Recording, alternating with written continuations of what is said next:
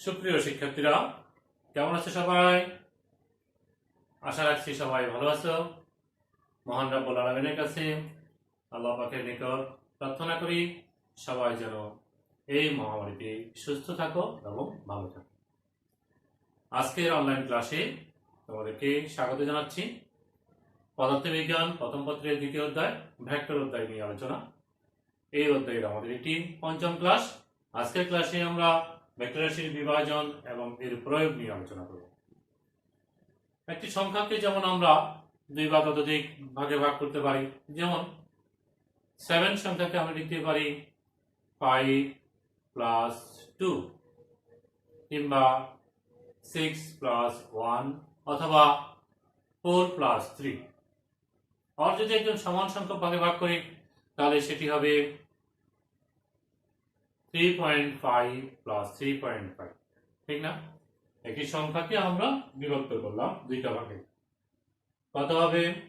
6 plus 1, 5 plus 2, 4 plus 3 অথবা 3.5 plus 3.5। এটি হচ্ছে সর্বশেষ যেটি, সেটি হচ্ছে সমান দুই ভাগে ভাগ করা, আর এগুলো হচ্ছে ইচ্ছা মতো বিভাজন। এরকম একটি সংখ্যাকে যেমন আমরা একটি ইচ্ছা মতো বিভাজন করতে পারি, যেমন ধরো সংখ্যাটা হতে পারে 7টা আপেল হতে পারে। 7টা আপেলকে ভাগ করলাম 6টা একদিকে, একটা একদিকে, অথবা 5টা এক ভাগে আর এই জায়গায় 2টা, অথবা 4টা অথবা 3টা, অথবা 3টা করে নিয়ে আরেকটাকে দুই ভাগ করে বিভক্ত করা। এই বিভাজনটা হচ্ছে সমান ভাগে ভাগ করা, আর এগুলো হচ্ছে ইচ্ছা মতো বিভাজন করা। একটি ভেক্টর রাশিকেও আমরা যদি দেখাই, এভাবে তোমরা জানো ভেক্টর রাশিকে আমরা এভাবে দেখাতে পারি। এই ভেক্টর রাশিকেও আমরা ইচ্ছা মতো বিভাজন করতে পারি। দুটো ভাগে ভাগ করব। একটা ধরো আমি এইভাবে দেখালাম, আরেকটি এদিকে দেখালাম।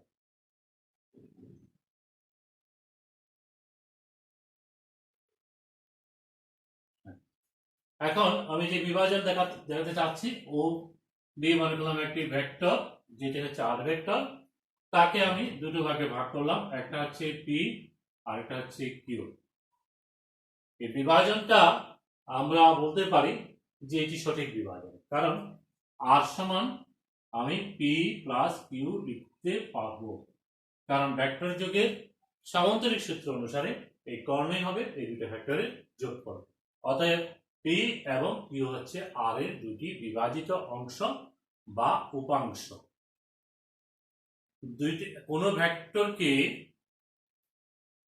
বিভক্ত করা, কোন ভেক্টর রাশিকে ভাগ করা বা বিভক্ত করা, দুই বা ততোধিক অংশে করা, বিভক্ত করাকেই বলে ভেক্টর রাশির বিভাজন। আর বিভাজিত অংশকে বলা হয় উপাংশ বা বিশ্লিষ্টাংশ। তাহলে পি হচ্ছে কি? পি হচ্ছে আর ভেক্টরের একটি উপাংশ।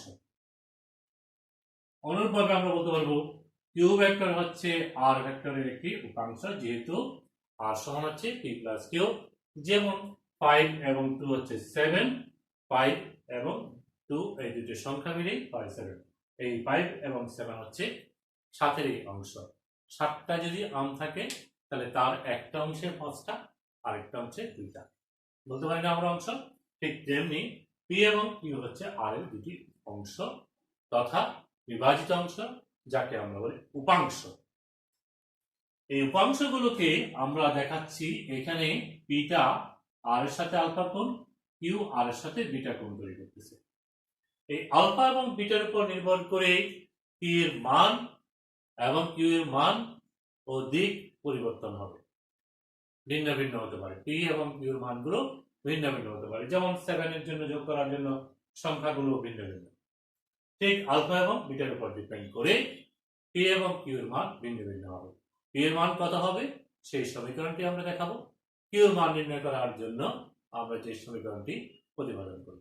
তাহলে পি এবং কিউ অর্থাৎ আর ভেক্টরের দুটি উপাংশ, পি এবং কিউ এর মান নির্ণয়ের সমীকরণ আমরা এখন দেখব। এখন আসো এই বিষয়টিকে দেখানোর জন্য আমরা একটু এই চিত্রটাকে একটু বিশ্লেষণ করব। ও এ বি সি হচ্ছে একটি সমদ্বিখ। ও এ বাহু দ্বারা পি ভেক্টরকে এবং ও সি দ্বারা কিউ ভেক্টরকে প্রকাশ করলাম। তাহলে আর সমান হচ্ছে পি প্লাস কিউ, পি এবং কিউ হচ্ছে আর এর দুটি অংশ। এই আর এর একটি অংশ বা একটি উপাংশ পি, যেটি আর এর সাথে আলফা কোণে, আরেকটি হচ্ছে কিউ যেটি বিটা কোণে ক্রিয়ারত। এখন ও এ বি ত্রিভুজ থেকে যদি পর্যবেক্ষণ করি, এই কোণটা সমান লেখা যাবে বিটা। এটা যেহেতু বিটা, তার এটি তুমি বিটা লিখতে পারবা একান্তর কোণ বলে। আর এই কোণটা হচ্ছে 180 মাইনাস আলফা প্লাস বিটা, এই কোণের পরিমাণটা এটি। কেন? ওএবি একটি ত্রিভুজ, ত্রিভুজের তিন কোণের সমষ্টি হচ্ছে 180 ডিগ্রি বা দুই সমকোণ। তাহলে দুটি কোণ যখন আলফা এবং বিটার সমষ্টি, তাহলে বাকিটা 180 ডিগ্রি করলেই পাবো সেই নির্ণয়। এখন ত্রিকোণমিতির বা জ্যামিতির সূত্র থেকে আমরা একটি উপপাদ্য ব্যবহার করব এই ক্ষেত্রে। সেটি হচ্ছে কোন একটি ত্রিভুজের যে কোনো একটি বাহু এবং তার বিপরীত কোণের সাইনের অনুপাতগুলো সর্বদা সমান হবে। দেখো আমি সূত্রটা লিখে একটু এক্সপ্লেন করব।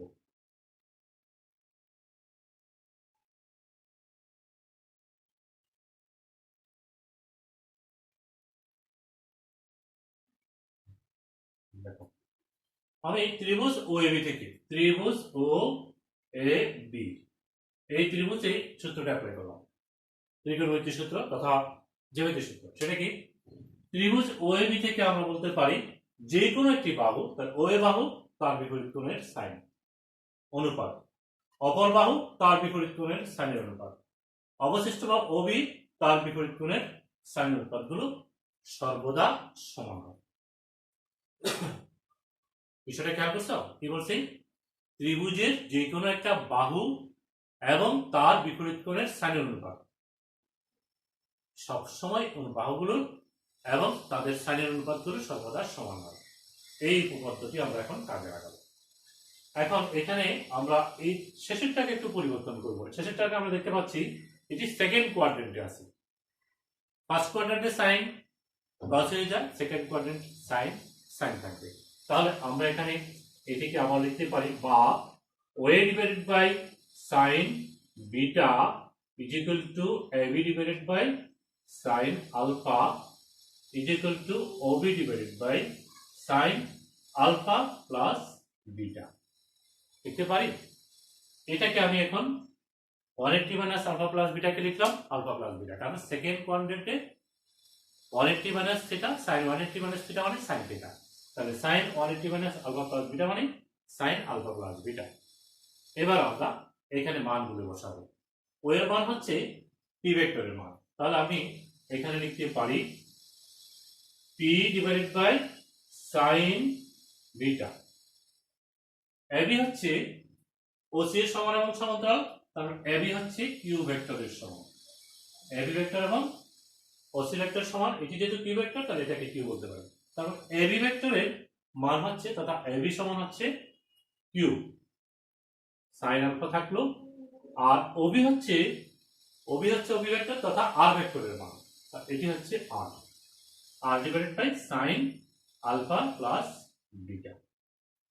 এই সমীকরণ থেকে তুমি এখন লিখতে পারো P by sine beta is equal to R by sine alpha plus beta, বা এখান থেকে তুমি লিখতে পারবা পি সমান হচ্ছে R sine beta divided by sine alpha plus beta. এই একটি মান আমরা পেয়ে গেলাম আমার আর এর একটি অংশ পি ভেক্টর, যার মান হচ্ছে এই সমীকরণ দ্বারা নির্ধারিত। অনুরূপভাবে আমরা এইটা আর এটা এই দুটা রাশি কিনব। তাহলে সেখান থেকে আমরা বলতে পারবো, দেখো এখান থেকে এইটা সমান এটা লিখলাম, তাহলে আমরা কি লিখতে পারি না আর সমান কিউ সমান হচ্ছে এটা সমান এটা, তাহলে কিউ সমান হবে R sine alpha divided by sine alpha plus beta. এটি হচ্ছে আর ভেক্টরের আরেকটি অংশ কিউ এর মান। তাহলে আর ভেক্টরকে যদি আমরা বিভাজন করি যে কোনো দিকে, তখন বিভাজিত অংশগুলোর মান হবে পি এবং কিউ এর মান হবে এই 1 নং সমীকরণ এবং 2 নং সমীকরণ দ্বারা নির্ধারিত। সমীকরণগুলো খেয়াল করছো? কি আছে এখানে? ওই ভেক্টরটা আছে এবং সেটি পি ভেক্টর তার সাথে কত গুণ উৎপন্ন করে, কিউ ভেক্টর তার সাথে কত গুণ উৎপন্ন করে, তার সাথে সাইনের সম্পর্ক। অর্থাৎ দুটো সমীকরণ যদি একটু খেয়াল করো, দুটোরই হর হচ্ছে sin alpha plus beta. P যখন নিচ্ছি তখন আর sin বিটা, কিউ মান যখন আর sin আলফা। আলফা হচ্ছে কিউ ভেক্টর পি এর সাথে, যে পি ভেক্টর আর এর সাথে যে গুণ উৎপন্ন করে, তারপরে কিউ যখন নিচ্ছি তখন পি এর গুণটা করে, আর যখন পি নিচ্ছি তখন কিউ ভেক্টর আর এর সাথে যে গুণ উৎপন্ন করে সেটি। এই কৌশলটা একটু মনে রাখতে পারি আমরা পি এবং কিউ ভেক্টরের মানটা নির্ণয় করার জন্য। তাহলে পি সমান কত লিখছি আমরা? আর সাইন বিটা, আর নিচে একই থাকবে সাইন আলফা প্লাস বিটা। কারণ একটি ভেক্টরকে বিভাজন করলে তার অংশ দুটো আমরা এই সমীকরণগুলো থেকেই পরিমাপ করতে পারি। এখন এই ভেক্টর বিভাজন এটি যে আমরা ইচ্ছা মতো করলাম, আলফার মান যে কোনো মান হতে পারে, বিটার মান যে কোনো মান হতে পারে, তার উপর ভিত্তি করে পি এবং কিউর মান হবে, দৈর্ঘ্য হবে। কিন্তু আমরা বলবো এখন যে কি ভেক্টরকে যে কোনো দিকে নয়, স্কেলার রাশিকে একটি সংখ্যাকে যেমন সমান দুটি ভাগে ভাগ করছি, সেরকম বিভাজন এখানেও আছে ভেক্টর রাশি। সেটাকে আমরা বলি লম্ব উপাংশী বিভাজন। লম্ব উপাংশী বিভাজন, ভেক্টর রাশির লম্ব উপাংশী বিভাজন আমরা করব। অর্থাৎ একটা ভেক্টর রাশিকে লম্ব উপাংশে, এর মনে করলাম একটি ভেক্টর রাশি আর, তাকে আমরা পরস্পর দুটি লম্ব উপাংশ, উপাংশগুলো কেমন হবে? পরস্পরের সাথে লম্বালম্বী ভাবে হবে। তাহলে এটি একটা ভেক্টর মনে করলাম, আর এটি একটা ভেক্টর। একটা ভেক্টর হচ্ছে পি, আর একটা হচ্ছে কিউ। তাহলে এখন আমরা বলতে পারবো আর সমান হচ্ছে পি প্লাস কিউ। এটা কিউ হলে এটাও কিউ। ত্রিভুজ সূত্র বলো, সামান্তরিক সূত্র বলো, যেখান থেকে তুমি এটি বলতে পারো।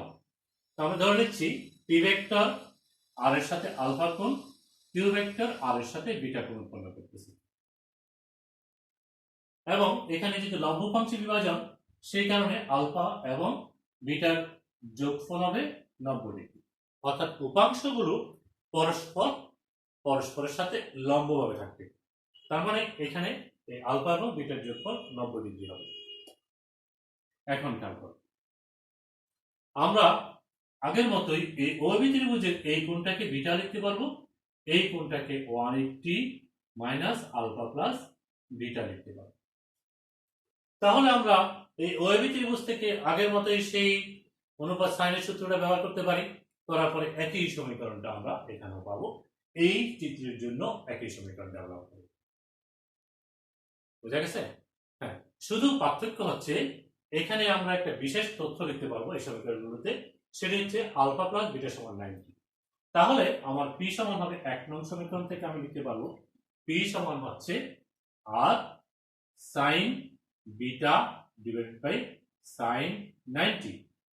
সাইন 90 আলফা প্লাস বিটা সমান 90 বসালাম, সাইন 90 সমান হচ্ছে 1, তাহলে এটি হচ্ছে আর সাইন বিটা, যাকে আমি লিখতে পারি R sine 90 minus alpha. Sine 90 minus alpha first কোয়াড্রেন্টে cos লেখা যায়, তাহলে পি সমান পেলাম আর cos আলফা। এই হচ্ছে কি পরস্পর লম্ব উপাংশে বিভাজন করলে অনুভূমিক দিকের যে উপাংশটি তার সমীকরণ। আর উলম্ব দিকেরটা এখান থেকে পাবো, এটা উপরের দিকে ছিল না, আগে তো এটা উপরের দিকে ছিল, এখন উলম্ব বরাবর যে উপাংশটি সেটা থেকে আমরা এখানে লিখতে পারি কিউ সমান হচ্ছে R sine alpha divided by sine 90। Sine 90 সমান হচ্ছে 1, তাহলে আমরা লিখতে পারবো কিউ সমান হচ্ছে আর সাইন আলফা। এই হচ্ছে আমার উলম্ব এবং অনুভূমিক উপাংশের মান। যখন পরস্পর দুটি ভেক্টরকে কোনো ভেক্টরকে বিভাজন করব, বিভাজনটা এমন হবে যে এরা পরস্পরের সাথে লম্বভাবে থাকবে, তখন আমরা এই বিভাজনটা পাবো। অনুভূমিক বরাবর যে উপাংশটা হবে পি, তার মান হবে আর cos আলফা, আর উলম্ব বরাবর যেটি হবে তার মান হবে আর সাইন আলফা। অনুভূমিকটা cos, উলম্বটা হচ্ছে সাইন। একটু দেখো, তাহলে আমরা এই বিষয়টা আমরা জানি নিলাম যে একটি ভেক্টরকে বিভাজন করা যায় এবং সেই বিভাজিত অংশগুলো এই দুটি সমীকরণ দ্বারা নির্ধারিত। বিশেষ একটি ক্ষেত্র আলোচনা করলাম, যদি উপাংশগুলোকে আমরা পরস্পর লম্বভাবে দেখাই অর্থাৎ লম্ব উপাংশ খুঁজি, তাহলে তখন আমরা পাই অনুভূমিক হচ্ছে এটি, উলম্ব হচ্ছে এটি। আমরা খুব বেশি করে বহুল ব্যবহার করে থাকি লম্ব উপাংশে বিভাজনটি। যেমন আমরা বল প্রয়োগ করে একটি বস্তুকে টেনে নিয়ে যাব, তাহলে তখন প্রযুক্ত বলে দুটি উপাংশ হয়, একটি অনুভূমিক আর একটি উলম্ব উপাংশ হয়। অনুভূমিক উপাংশটাই এটাকে সামনের দিকে নিয়ে আসে, উলম্ব উপাংশটা বস্তুটার ওজনটা একটু হ্রাস করে, সেই জন্য আমরা বস্তুটাকে টেনে নিয়ে আসি। কোনো বস্তুকে পুরোর উপর আমরা ধাক্কা দিয়ে নিয়ে যাই না, আমরা টেনে আনি। টেনে আনার কারণ হচ্ছে যখন টেনে আনবো তখন উলম্ব উপাংশটা ওজনের বিপরীত দিকে কাজ করে এবং ওজনটা একটু কম মনে হয়। যখন ঠেলবো তখন উলম্ব উপাংশটা নিচের দিকে কাজ করে, ওজনের দিকে কাজ করে, তখন এটাকে ঠেলা একটু কষ্টকর হয়, ঠেলে নেওয়া।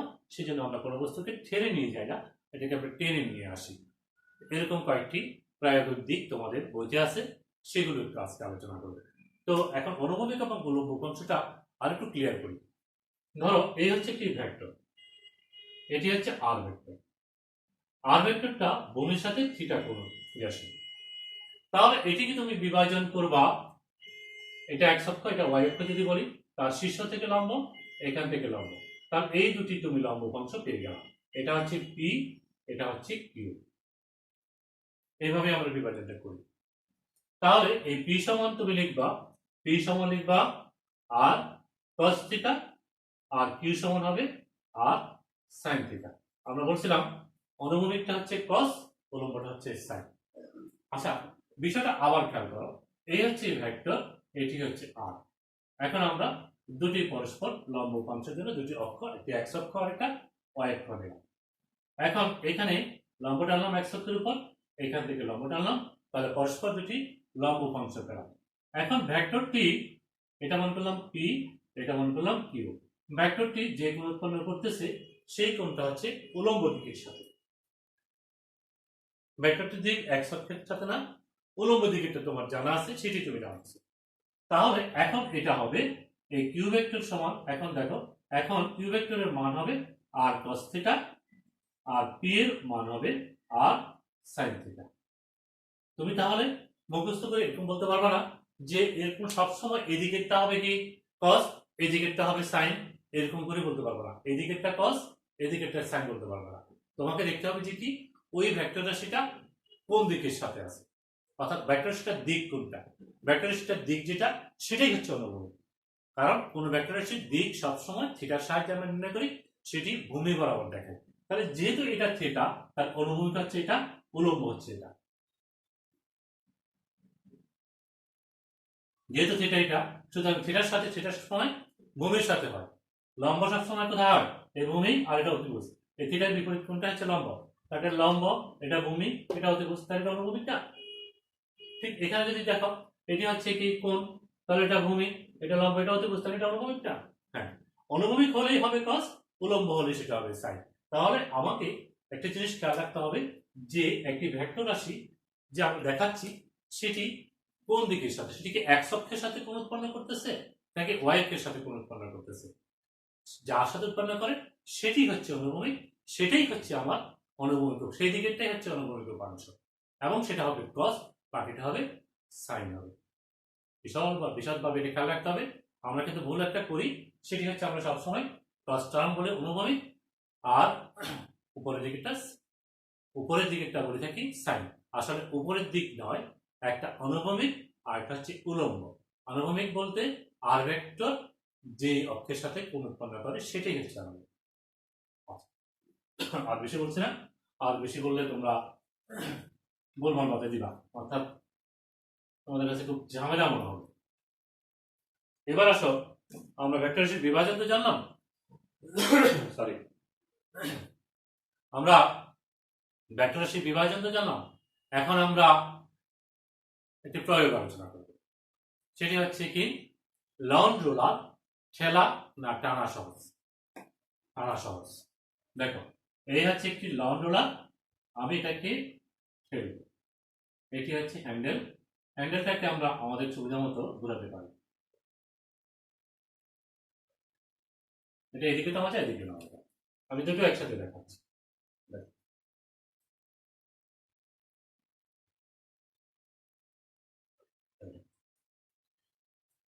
দুই জায়গায় দেখাচ্ছি, একই জিনিসকে দুইবার দেখাচ্ছি, একবার এদিকে একবার এদিকে দেখাচ্ছি। এখন এই রোলারের একটা ওজন আছে, ওজনটা সবসময় নিচের দিকে ক্রিয়া করবে, এখানেও নিচের দিকে ক্রিয়া করবে। এখন আমি ঠেলবো, এরকম করে ঠেলবো, ঠেলে নিয়ে যাবো। লন রোলার কি? লন রোলার হচ্ছে কি? লন রোলার হচ্ছে ঘাস কাটার যন্ত্র। ঘাস কাটার যন্ত্র, ঠেলে কাটা যায়, টানলেও কাটে, দুই দিক থেকে কাটা যায়। এখন দেখো, যখন তুমি ঠেলবা তাহলে ক্রিয়া বিন্দুটা কোন দিকে? এখানে, এবং প্রযুক্ত বলটা হচ্ছে এটি। এটি মনে করলাম প্রযুক্ত বল। তাহলে প্রযুক্ত বল ভূমির সাথে কত কোণ উৎপন্ন করে? আমরা এখানে দেখতে পাচ্ছি এই কোণটা উৎপন্ন করে, এটি হচ্ছে থিটা। আর এখানে যদি আমি টানি তখন প্রযুক্ত বলটা হচ্ছে এদিকে, এক বলটা হচ্ছে এদিকে, তখন ভূমির সাথে উৎপন্ন কোণ হচ্ছে এইটি। তাহলে এখন এই ভেক্টরকে আমরা দুই জায়গায় বিভাজন করব, এখানে করব। এখানে যদি বিভাজন করি, লম্ব টানবো, তাহলে বিভাজিত অংশ এটি হবে বিভাজিত অংশ, এবং এটা, এটা এবং এটা। এক ভেক্টরের এই আমার প্রযুক্ত বল এক ভেক্টরের দুটি বিভাজন, একটা হচ্ছে এটি বিভাজিত অংশ, এটা আর এটা হচ্ছে অনুভূমিক দিকে cos টার্ম, আর এটি হচ্ছে sin টার্ম, এটা হচ্ছে এটা। আর এখানে দেখো সেম, আমরা যদি বিভাজন করি দুদিকে, এদিকে একটা, এটি হচ্ছে cos আর এটা হচ্ছে sin। এতক্ষণ আমরা জেনে গেছি কিভাবে cos এবং sin হয়ে থাকে, জানেন না? জানেন। এখন একটু পর্যবেক্ষণ করে দেখো, এই জায়গায় যখন তুমি ঠেলতেছ তখন তার ওজন বেড়ে যাচ্ছে, আপাতত ওজন বেড়ে যাচ্ছে। কেন আপাতত ওজন বেড়ে যাচ্ছে? এটি হয়ে যাচ্ছে একই দিকে দুটো বল প্রযুক্ত, একটা হচ্ছে তার ওজন mg, আরেকটা হচ্ছে ওই প্রযুক্ত বলের একটা অংশ এদিকে চলে আসছে, এদিকে ওজন বরাবর চলে, তাহলে ওজনটা বৃদ্ধি পাচ্ছে। আর এখানে কিন্তু প্রযুক্ত বলের অংশ, একটি অংশ এদিকে উপরের দিকে, ওজনের ঠিক বিপরীত দিকে, সেই জন্য আপাত ওজন হ্রাস পাচ্ছে। কতটুকু হ্রাস পাচ্ছে? ওই সাইন থিটা পরিমাণ হ্রাস পাচ্ছে, কারণ ওজনের ঠিক বিপরীত দিকে, ওজনটা যে ক্রিয়াশীল আর এই বলটা এদিকে, তাহলে ওজনটা কমে যাচ্ছে না, আপাত ওজন হ্রাস পাচ্ছে। তাহলে এটা বেশি নাকি এটা বেশি? এখানে প্রযুক্ত বলটা বেশি, নিচের দিকে, আর একটা নিচের দিকে প্রযুক্ত বলটা কম। নিচের দিকে কম হওয়ার কারণে এখানে ঘর্ষণ বল চাকার সাথে, অর্থাৎ এখানে হুইলের সাথে, রোলারের সাথে, ভূমির সাথে, মাটির সাথে যে ঘর্ষণ হবে, ঘর্ষণ বলটা কম হবে, এখানে ঘর্ষণ বলটা বেশি হবে। তো ঘর্ষণ বলের বিরুদ্ধেই তো আমার এখানে গতি কাজ করতেছে, অর্থাৎ গতিশীল রাখতেছি এক cos থিটা এই বল দিয়ে। তো ঘর্ষণ বল যেখানে কম, একই বল প্রয়োগ করতেছি, এখানে এক cos থিটা, এখানে এক cos থিটা, এখানে ঘর্ষণ বল কম, এখানে ঘর্ষণ বল বেশি, ওজন বেশি হওয়ার কারণে, তাহলে তো এখানে গতিশীল কম হবে, এখানে গতিশীল বেশি হবে, অর্থাৎ এখানে আমার প্রযুক্ত বলের পরিমাণ এটার তুলনায় বেশি কার্যকর হবে, ফলে আমার ঠেলা অপেক্ষা টানা সহজ হবে। এটি হচ্ছে লন রোলার, ঠেলা না টানা সহজ, সেটির ব্যাখ্যা। বুঝা গেছে? এক কথায় যদি বলি, সেটি যে যখন ঠেলবো তখন আপাতত ওজন বেড়ে যায়, যখন টানবো তখন কাট থেকে, সেই জন্য ঠেলা অপেক্ষা টানা সহজতর। বুঝা গেছে? আচ্ছা, তাহলে আমরা কি করলাম? এটা লন রোলার, ঠেলা অপেক্ষা টানা সহজতর কিনে সেটি ব্যাখ্যা করলাম। এবার আসুন আমরা আলোচনা করব নৌকার গুণ টানা।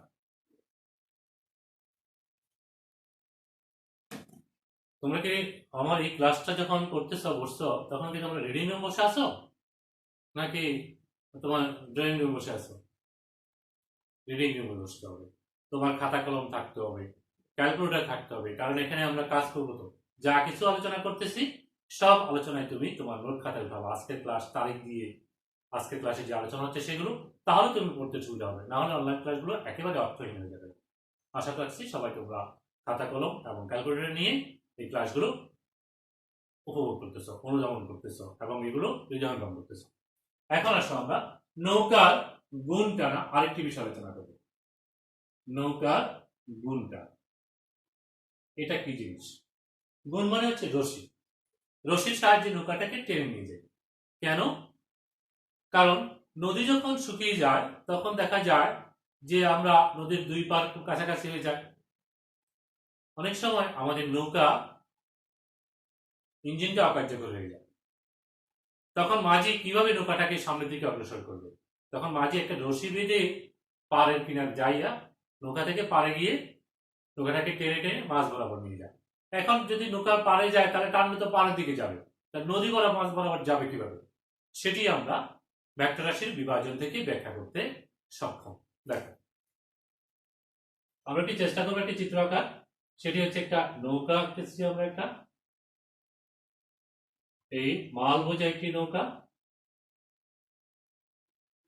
এই নৌকাটা আমার কোথায় আছে? স্রোতের নদীতে আছে। আর এই নৌকাটাকে টেনে নিয়ে যেতে হবে কোথায়? সামনের দিকে। নৌকা যাবে এই দিকে, এইদিকে না। কিন্তু এইদিকে কিভাবে যাবো?